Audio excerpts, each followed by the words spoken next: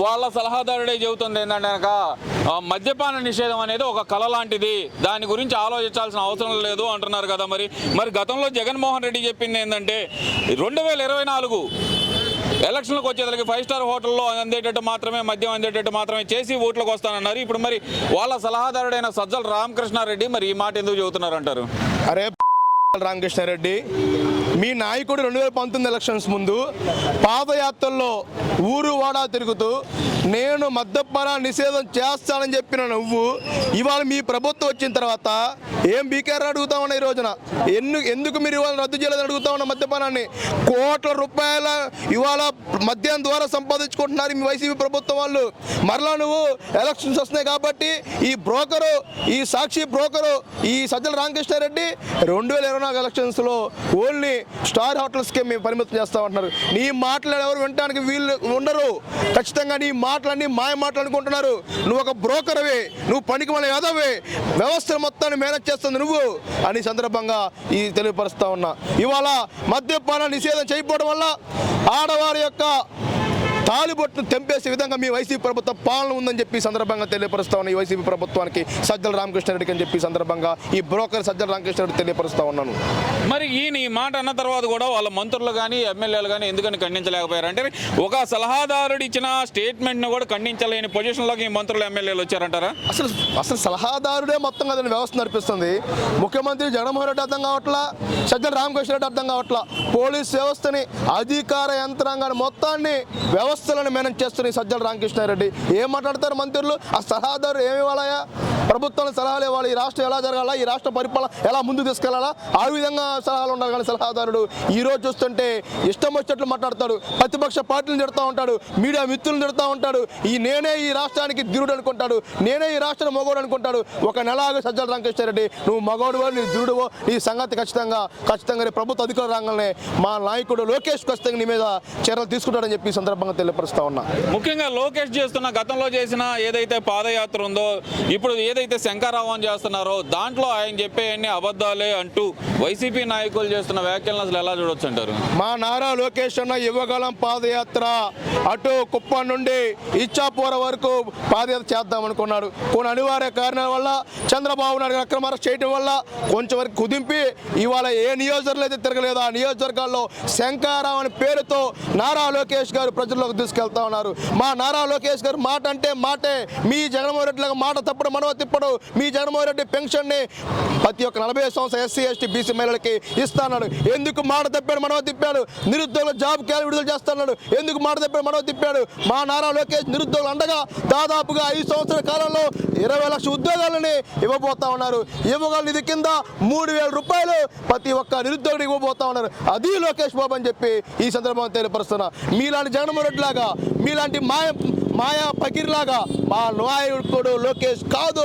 మా లోకేష్ బాబు గారు ఈ రాష్ట్ర యువత భవిష్యత్తు కోసం, ఈ రాష్ట్ర ప్రజల కోసం పాదయాత్ర చేసి ప్రజల్లో ఉన్నాడని చెప్పి ఈ తాడేపల్లి కొంపకి భయం పట్టుకుందని చెప్పి ఈ సందర్భంగా తెలియపరుస్తా ఉన్నా.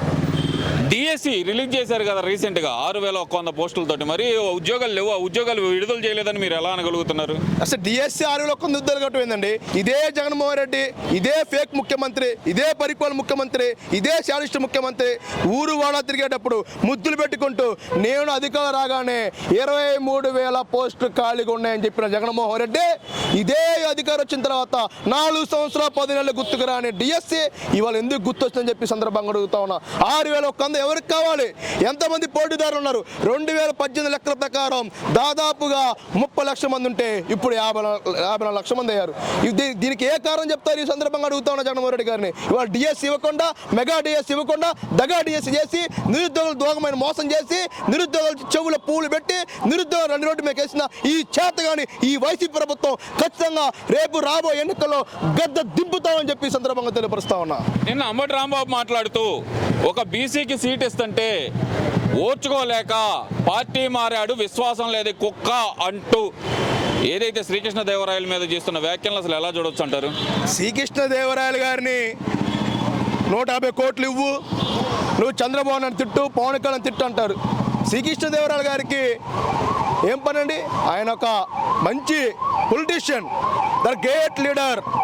యువకుడు, ఉత్సాహవంతుడు, వెనకబడిన పల్నాడు ప్రాంతానికి ఢిల్లీలో పెద్దలు ఒప్పించి ఎన్నో క్లియరెన్స్ తీసుకొచ్చాడు. వరికపుడిశాల ప్రాజెక్టుకి మెడికల్ కాలేజ్ తీసుకొచ్చాడు. వినుకొండకి అండర్ ప్రాజెక్ట్ బ్రిడ్జి తీసుకొచ్చాడు. అనేకటువంటి వాటర్ ప్లాంట్ తీసుకొచ్చాడు ఎంపీ శ్రీకృష్ణదేవరాయలు గారు. అలాంటి శ్రీకృష్ణదేవరాయలు సౌమ్యుడు. నేను తిట్టను, నాకు అవసరం లేదు, నాకు ఈ పార్టీ అవసరం లేదు. ఈ దెయ్యాల పార్టీ, ఇది దొంగల పార్టీ, ఈ దోపిడీ పార్టీ, ఈ రౌడీజం పార్టీ, ఇది గుండాయిజం పార్టీ అని చెప్పి నాకు ఇలాంటి పార్టీతో అవసరం లేదు. మంచి పరిపాలన చేసే నాయకుడు, హైదరాబాద్లోని సైబరాబాద్ నగరాన్ని తీర్చిదిద్దిన నాయకుడు, ఏకైక నాయకుడు, ద గ్రేట్ పర్సన్ ఇంటర్నేషనల్లో ఎవరు ఉన్నారని చంద్రబాబు నాయుడు అని చెప్పి అలాంటి గొప్ప నాయకుడి దగ్గర నేను ఉండాలని చెప్పి శ్రీకృష్ణదేవరాయలు గారు పసుపు కండ త్వరలో కప్పుకోబోతున్నారు.